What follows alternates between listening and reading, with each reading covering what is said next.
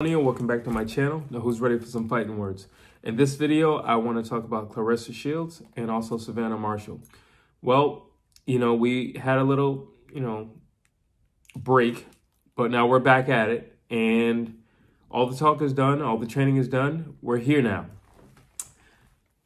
So this is just my final thoughts. I've already done a prediction video. Please check that out. But these are just my final thoughts. At first I thought, well, maybe the break could be good,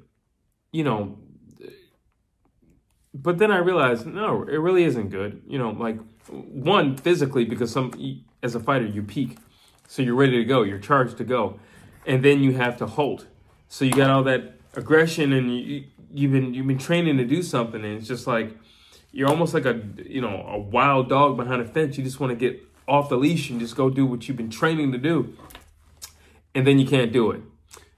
But that's on the physical side. On the mental and emotional side, your mind was there. You were set to go. Your mind was there. Your mind was there. Your mental was there. You've dreamt about this. You've envisioned this. Now you have to re-envision this. You have to dream about it again. And all that, the anxiety, because there is anxiety. I don't care how confident anybody is. You have anxiety. That's all there now. And now you have to deal with that all over again. So, yeah, that's a real thing. That's definitely a real thing. Just the mental aspects of it. I wonder how many fights have been lost just by a fight being postponed. Somebody not signing in the contract, and then they sign the contract, or whatever the case may be. Maybe you have two guys in a ring, they're fighting, and you're in the back, just getting your hands wrapped or whatever, or just enjoying the fight. You don't even have your hands wrapped yet. You're sitting there like a fan. You're just enjoying the fight. And then that fight only lasts like 2 minutes. You're like, oh crap, I got to get up now. I just went from a fan to a fighter in like 2 minutes. I got to get up. I got to perform. I thought those two were going to go 12 rounds. I got to get up and perform. All right, let's do this. Some people could just jump up and do it. Some people, they have to put themselves in a mental space like, all right, I'm ready to go. I'm ready to go. Now, yeah, you can make the argument that, well, you were already back there and you knew you're going to fight tonight anyway. That is true.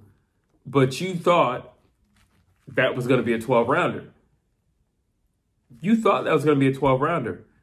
You probably should have been back here warming up, getting a sweat going. You probably should have already had your hands wrapped. But you literally just thought, well, that's easily going to be 36 minutes because I know he got a chin and he got a chin too. He got heart. He got a fight in him. He's not going anywhere. It's like, all right, well, I guess I'm up to bat.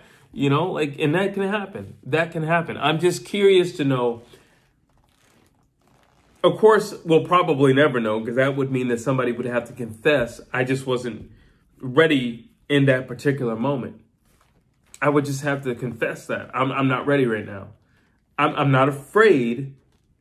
I came here for this purpose and I'm not afraid. I just didn't think I was getting up to do this at 10 o'clock. I thought I'd be getting up to do this at 12 o'clock. That's all. And who knows? Listen, a game of inches. Maybe it's also a game of minutes and seconds. Who knows? Just throwing it out there.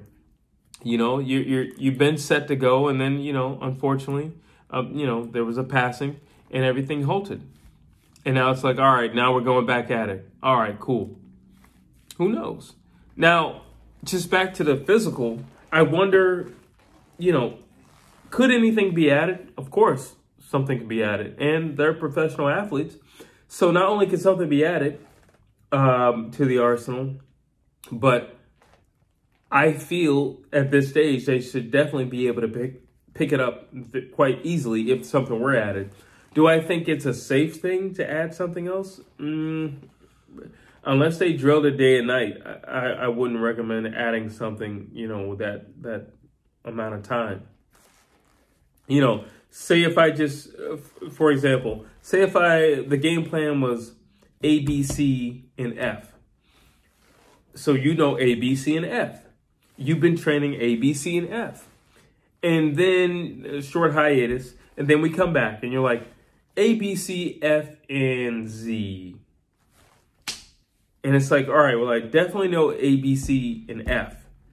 It's that Z part I gotta, and we might be starting with Z. Oh, okay, well, all right, I guess we'll start with Z. You know what I'm saying? So I feel like it may not be the safest thing to add anything. I don't believe either camp would add anything. I think both camps are pretty arrogant in the sense that they don't feel like they need to do a whole lot to win the fight. I mean, Savannah Marshall clearly is banking on power punches. That is yet to be seen, because the reality is, as I've said several times, and anybody who's going to, contest what I'm about to say, just go to BoxRec and look at her record. Look at the people she's fought.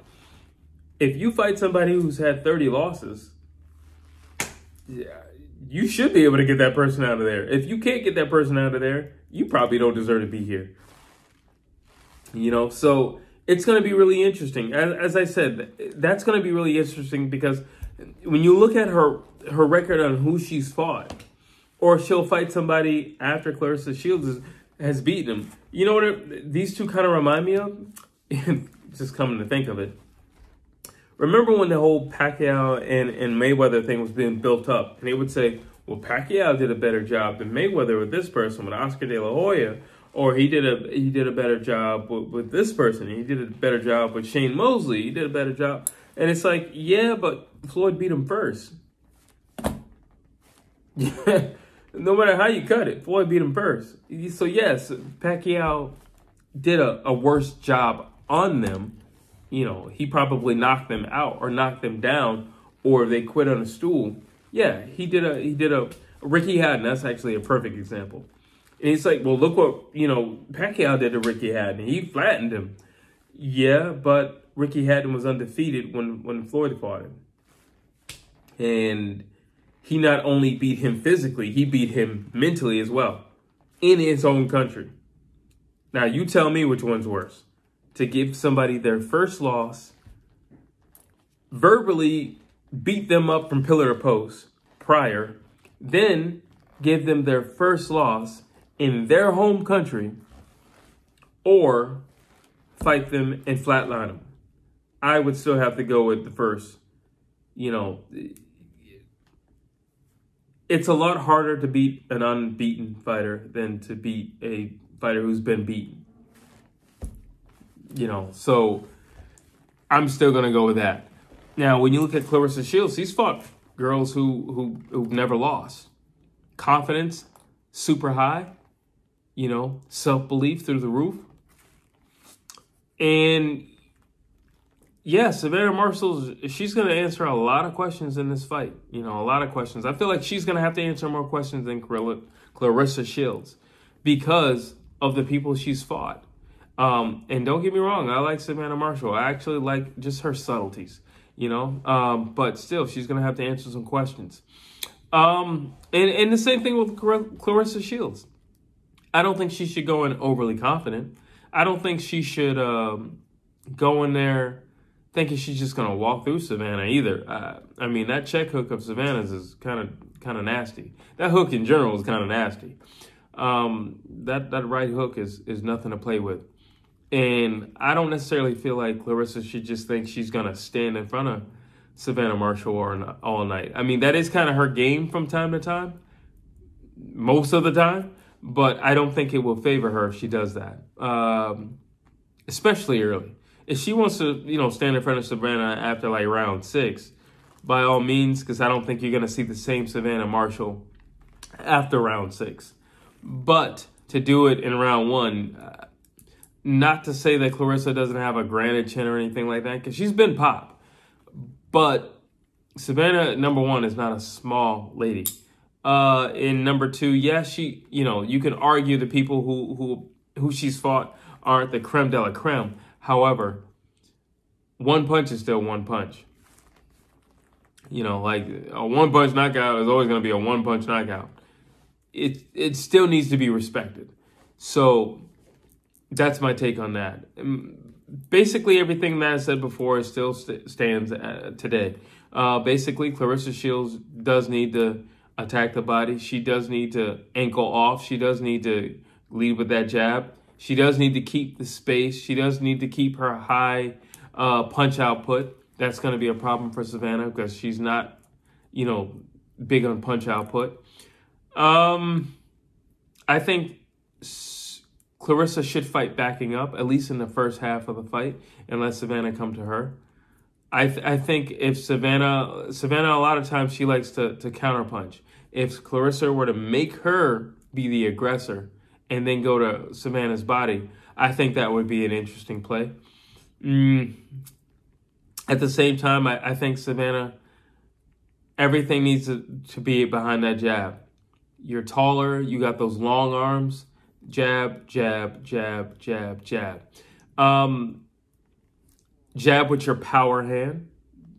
I think that would also be something if she were to jab with her power hand. I just really feel like I don't feel like this is going to be the most technical fight in the world. I honestly feel like this is going to be a scrap, which is what I'm really excited about. I just feel like this will turn into a scrap. I feel like Claressa just feels like she has to prove something with Savannah Marshall just because she once beat her and because people hold Savannah so high. I feel like Claressa feels like she needs to dog walk her. You know what I'm saying? Just demolish her. And on the flip side, I feel like when it comes to Savannah Marshall, I feel like if she clips Claressa with one punch, which is what everybody's banking on the flip side of that, it's not going to benefit her overall, because it'll be like, well, it's because you just hit her with that one punch and then it was all said and done, but you didn't really box too well or you didn't show any boxing ability. So it's kind of like catch-22 for Savannah. However, I always say a win's a win. I don't give I really don't care how you win. If you do a Roy Jones and you beat him up every single round for 12 rounds, that's great. If you do a Mike Tyson and you knock him out in 20 seconds, that's great. And you can't really focus on what people are saying. I think in this fight, safety is the number one concern. If I were the coach for either one firm, I would say overall be conservative, be safe, and be defensive. That's what I would say. Be conservative, be safe, and be defensive overall, because both are dangerous. Like I said about Savannah Marshall's record, all right, there are chicks on there who literally have 30 losses. Or there are chicks who have way more losses than they have wins. Or there's one lady on there who has no wins, just losses. That being said, you can't take anything for granted. Muhammad Ali fighting Chuck Wepner. Who in the world is Chuck Wepner? Muhammad found out that night. So just because it looked easy to somebody else doesn't mean you could just walk up in there and do it. And it doesn't mean anything. Everybody's on. That's what I'm talking about when I mentioned that mental aspect of the fight game. You could be on tonight. You might be on. I've been in sparring, and I was on Monday. And then on Tuesday, I wasn't on. But on Wednesday, I was on again. I was on fire again. It could literally be like that. It can just happen like that. On any given night, football, they say any given Sunday. And in boxing, I say any given night. Any given night, not just Sunday. Monday through Sunday. Any given night, it can happen. So you need to be defensive. You need to be just on your guard. You need to be very conservative. I think Savannah just needs to push Claressa back. Push her back. I'm not necessarily saying make it a rough I'm not saying make a fight that's dirty, but I am saying push her back. Push her back. Show her you're the bigger lady. Push her back. There's nothing wrong with that. Push her back. Lead with your power hand when you lead with your jab. I'm curious to see how Claressa responds if she gets hit with a body attack. And I mean a sustained body attack. That would be interesting because I don't think I've ever seen anybody actually like commit to a body attack with her. So I think that would be interesting to see how she responds to that. And it definitely would help Savannah Marshall because it's definitely going to slow down her punch output, against Savannah Marshall. So there you have it. That's another little nugget right there. So, but overall, I still have Claressa Shields winning. Again, when I look at a resume, again, when I look at punch output, I feel like Claressa should win this fight. Also, when I look at who they're both surrounded by, Claressa Shields is surrounded by Andre Ward, Terrence Bud Crawford, Shakur Stevenson. These are the people she's around. Floyd, she's always training with Floyd. These are the people she's around. She's really close with Earl Spence. These are the people she's around. She's really, really tight with Deontay Wilder's wife. So she's ingrained with that family and that team. She's always around champions. And when you're around greatness, I'm not saying you will absolutely produce greatness, but I am saying if you're around greatness, it pulls the best out of you at all times. And imagine having Andre Ward correct you. Imagine having Floyd Mayweather correct you. Imagine having Terrence Bud Crawford correct you. These are no slouches. And these are current people. These are current people.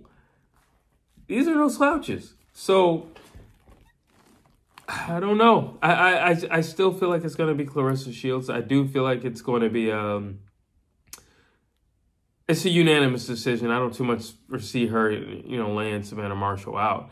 Then again, I never really seen Savannah Marshall's chin tested. So it is a possibility, coming to think of it. It could be a possibility because I've never seen her chin tested. I really can't say what her chin will do, or in terms of holding up. But I never really seen her chin tested because she's always on the up and up. She's always on the winning side of all her fights. She's always the aggressor in all her fights. She's always the one pushing the other opponent back in all her fights. So I don't really know what her chin is like. I don't know what her chin can take. I don't know what it's like when it's the 12th round with Savannah Marshall and, the scorecards are even. I don't know what kind of dog comes out of her. I do know when it comes to Claressa Shields. I've seen it. We've seen it. I just don't know what comes out of Savannah Marshall when she's pushed to the brink and it's one more round to go or it's 2 minutes to go and it's do or die when you get back out there. What are you going to do? You sink or swim? I don't know. I think this is the fight where we are going to find out, though. I have no doubts about that. But those are my thoughts. Those are my last thoughts. Drop your comments down below. As always, please like, please share, please subscribe to my channel.